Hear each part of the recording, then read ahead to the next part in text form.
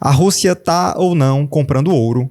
Enquanto isso, o governo americano está querendo confiscar 300 bilhões de dólares da reserva internacional da Rússia. Nós já falamos no último vídeo por que a China e o Brasil estão comprando ouro, e hoje nós vamos entender essa posição de ouro da Rússia e nós vamos entender também a nova lei que os Estados Unidos acabou de passar para tentar confiscar as reservas russas. Primeiro, nós vamos entender nesse vídeo quanto a Rússia tem em ouro. Segundo, o que aconteceu com as reservas russas. E terceiro, o governo americano quer mesmo tomar o dinheiro da Rússia? É isso que nós vamos entender agora. Quanto a Rússia tem em ouro? Segundo o World Gold Council, a Rússia tem 2.332 toneladas de ouro. E é o quinto país no ranking dos países que têm mais ouro no mundo. Primeiro, os Estados Unidos, depois a Alemanha, Itália, França, Rússia em quinto lugar, China, Suíça, Japão, Índia e Holanda.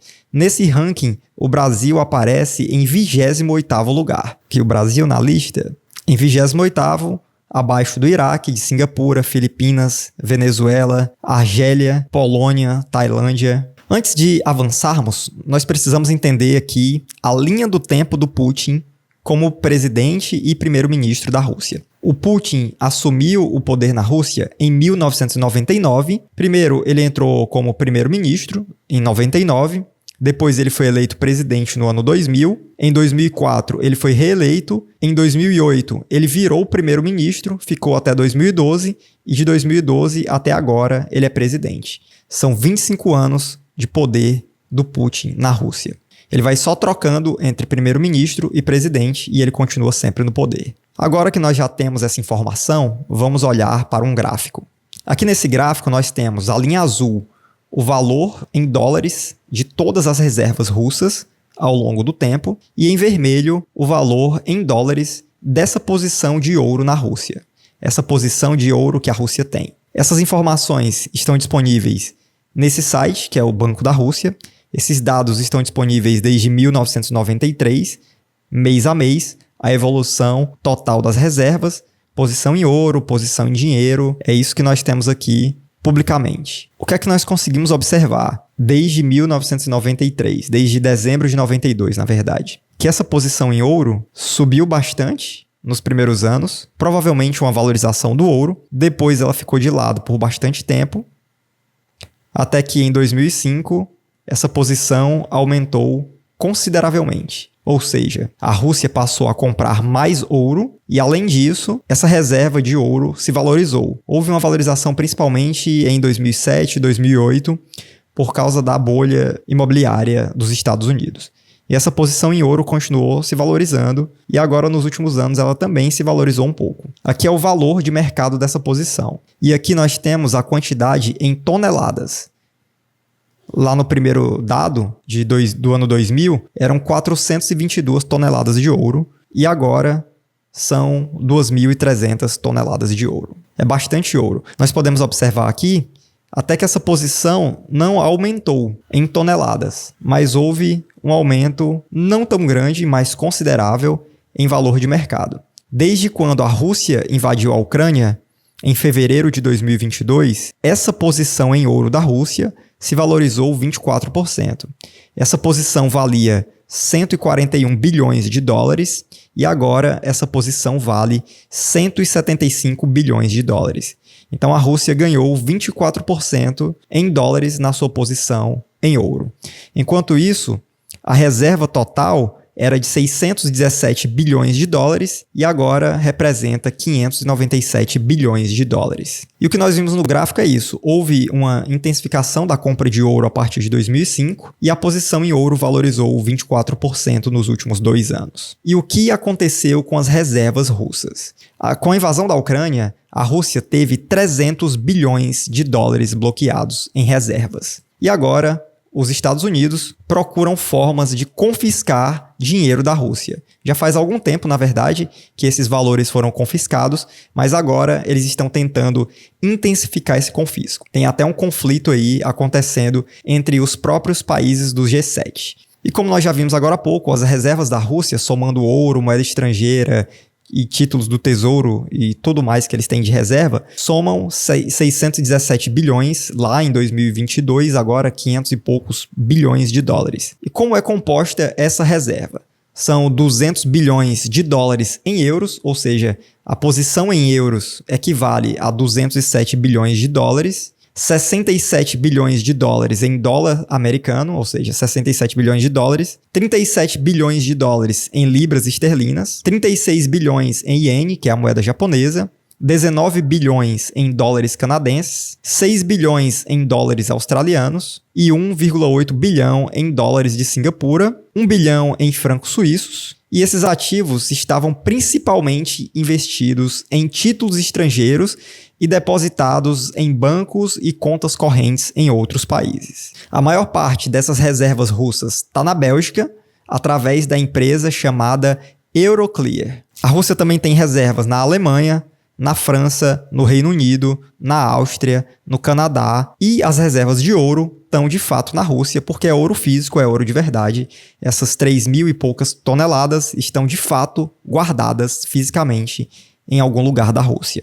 E os investimentos em yuan, renminbi, a moeda chinesa, estão guardados na China. E a discussão que está acontecendo desde 2022 é como é que vão pagar por essa guerra que está acontecendo entre Rússia e Ucrânia, porque os países do Ocidente estão enviando dinheiro para lá. E as estimativas mostram que os Estados Unidos e os países aliados já enviaram mais ou menos 280 bilhões de dólares até fevereiro de 2024. Foi enviado para a Ucrânia em ajuda militar, ajuda financeira e ajuda humanitária. Essa é a conta da guerra até agora para os países ocidentais, 280 bilhões de dólares. E o ex-presidente do Banco Mundial até diz que essa apreensão de reservas russas é uma forma de fazer justiça.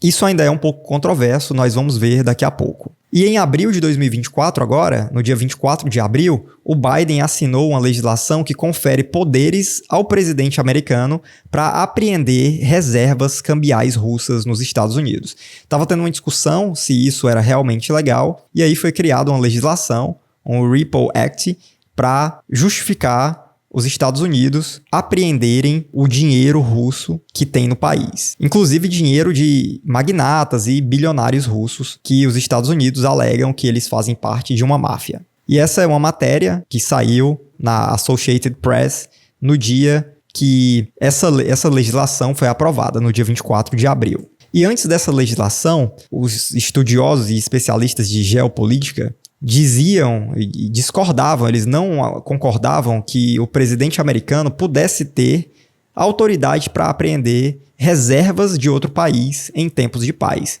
Porque, de fato, há uma guerra entre Rússia e Ucrânia, uma guerra iniciada pela Rússia, mas nós estamos em tempos de paz. O Reino Unido apoia essa medida, o Reino Unido apoia que as reservas russas sejam confiscadas, tanto pelos Estados Unidos como pelos outros países. A Itália, a Alemanha e França questionam a legalidade porque eles temem represálias da Rússia, mas não só isso. A Alemanha teme que os países digam, já que a Rússia vai pagar pela guerra que ele provocou, então vocês vão pagar pela Segunda Guerra Mundial.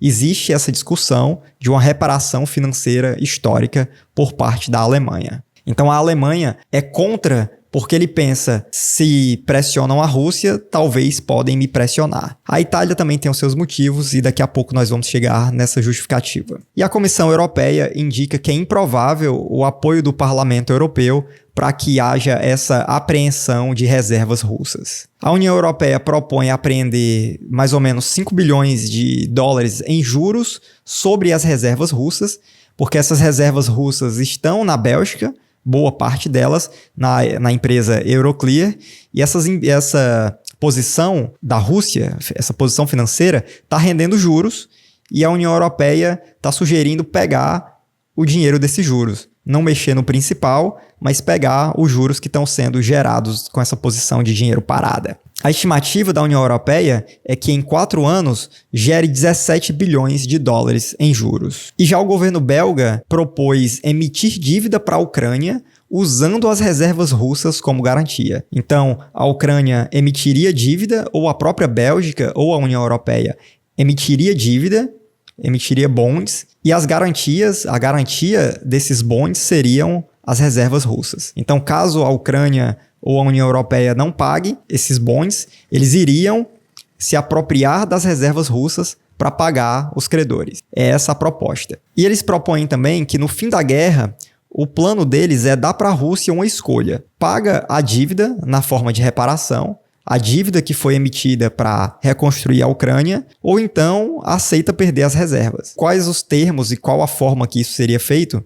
Não está claro ainda, ninguém sabe exatamente como é que isso vai acontecer e nem se a Rússia vai aceitar qualquer uma dessas duas formas. E os especialistas em geopolítica estão dizendo que esse tipo de medida não tem precedentes, que nunca aconteceu nada parecido, que não tem nenhuma base jurídica internacional que justifique, em tempos de paz, um país confiscar as reservas de outro país. Porque apreender as reservas é uma coisa e confiscar, tomar isso e gastar da forma que quiser, nesse caso, supostamente para reconstruir a Ucrânia, ou talvez para pagar o que os países aliados dos Estados Unidos já gastaram com a guerra. Isso nunca aconteceu e ninguém sabe o que é que isso vai causar. A Rússia vai simplesmente aceitar isso? Ninguém sabe. Os especialistas em geopolítica também argumentam que as reservas dos países devem receber imunidade soberana. Então, ninguém mexe na reserva de ninguém. Por exemplo, o Brasil tem mais ou menos 360, 350, talvez até 400 bilhões de dólares em reservas internacionais. Essa reserva é composta por ouro, yuan, euro, libra, franco, dólar canadense. Tem um vídeo aqui no canal onde nós falamos sobre isso. É o vídeo que nós falamos do porquê que a China está comprando ouro e porquê que o Brasil está comprando ouro, e nós vimos um pouco dessa posição do Brasil. Desses 350, 400 bilhões que o Brasil tem em reservas, 145 bilhões são em títulos do Tesouro Americano. Ou seja, não é que o Brasil tem esse dinheiro todo guardado aqui no Banco Central, no Banco do Brasil, guardado em cofres, não. Boa parte desse dinheiro são títulos públicos americanos, títulos do Tesouro que o Brasil comprou. Então, se de fato abre um precedente para um país como os Estados Unidos, junto com seus aliados, confiscar reservas de outro país, então significa que caso o Brasil fizesse algo que desagradasse o governo americano, 145 bilhões em reservas brasileiras, que são títulos do Tesouro Americano, poderiam ser confiscadas. Isso abre um precedente absurdo e há uma defesa dessa soberania que esses títulos não podem ser confiscados. Essa é uma discussão que está acontecendo agora. Porque os países precisam ter confiança de que os seus direitos de propriedade serão honrados pelo direito internacional para participar da economia global. Porque o país vai e diz, porra, vão prender o meu dinheiro se eu fizer algo que desagrade? Não, não tem como. E aí você acaba com a confiança internacional, acaba com a confiança que os países devem ter entre eles para negociar livremente, não só mercadorias, mas também dinheiro, moeda, títulos públicos e títulos de dívida. É necessário que haja essa confiança. E isso que está acontecendo agora, dos Estados Unidos, junto com os países aliados, tentarem confiscar o dinheiro russo, as reservas russas, pode abrir o precedente para que isso aconteça mais vezes. E os países vão de fato aceitar isso? Ninguém sabe. A mídia estatal russa disse que o Kremlin identificou cerca de 290 bilhões em ativos dos Estados Unidos e aliados dos Estados Unidos na Rússia, e as autoridades russas prometeram a apreensão de ativos caso os Estados Unidos e os aliados enviem o dinheiro russo para a Ucrânia. E agora, no final de abril, começo de maio, o Putin já apreendeu ativos físicos de empresas europeias e tribunais russos já apreenderam 440 milhões das contas do JP Morgan na Rússia, horas depois do Biden assinar a legislação autorizando a apreensão das reservas cambiais russas. Isso saiu até na Bloomberg, como você consegue ver aqui. 440 milhões de dólares do JP Morgan estão congelados na Rússia. E o Putin diz que é possível congelar até 290 bilhões de dólares em ativos dos Estados Unidos e dos países aliados. Então a guerra vai tomando uma outra proporção. Quando teve início a guerra lá, todos os países tiraram a Rússia do SWIFT, que é o sistema internacional de pagamento entre países, para tentar sancionar a Rússia economicamente. Mas a Rússia conseguiu negociar isso de outras formas, vendeu o petróleo mais barato em yuan, vendeu petróleo para o Brasil também. O Brasil comprou bastante petróleo russo na época. Então a Rússia deu um jeito de não se prejudicar tanto com as sanções.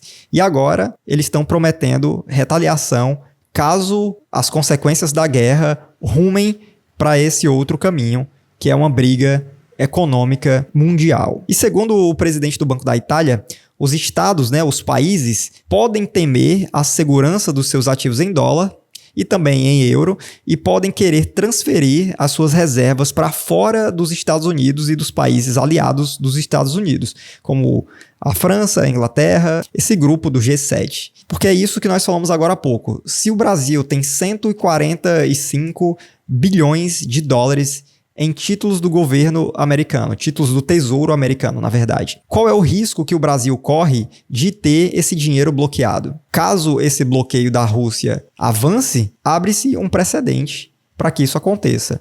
Então, houve um problema sério no Brasil, sei lá, no ano passado um navio do Irã aportou no Rio de Janeiro. E aí os Estados Unidos vão lá e bloqueiam as reservas internacionais do Brasil. Isso é um precedente que pode ser aberto agora com essa legislação assinada pelo Biden. E a preocupação do presidente do Banco da Itália é que os países comecem a migrar suas posições em dólar e euro para a China, para renminbi e yuan. Então há toda uma discussão de quem será o dinheiro que vai ser a reserva de valor no futuro, que hoje em dia é o dólar e o ouro, olhando para a commodity. É o ouro, mas olhando para a moeda, é o dólar. E há um incentivo da China para que os países, principalmente os países menores, comecem a ter renminbi na sua posição internacional. E a preocupação de alguns países europeus, principalmente do presidente do Banco da Itália, é que essa migração do dólar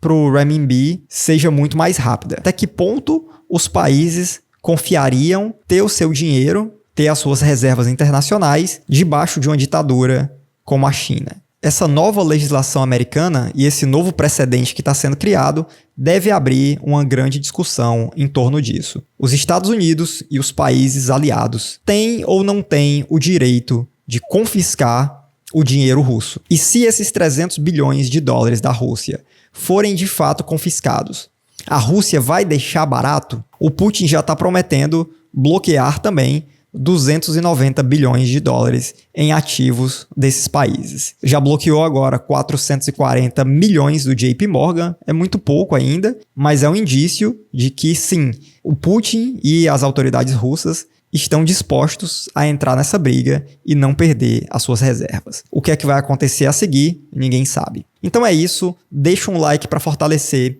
se inscreve aqui no canal e envia esse vídeo para quem você acha que vai gostar. E eu tô deixando aqui no card um outro vídeo onde nós falamos sobre o porquê que a China está comprando ouro e nós olhamos também para a posição de ouro do Brasil, que nos últimos anos comprou 41 toneladas de ouro. Então é isso. Se inscreve no canal, valeu, até mais!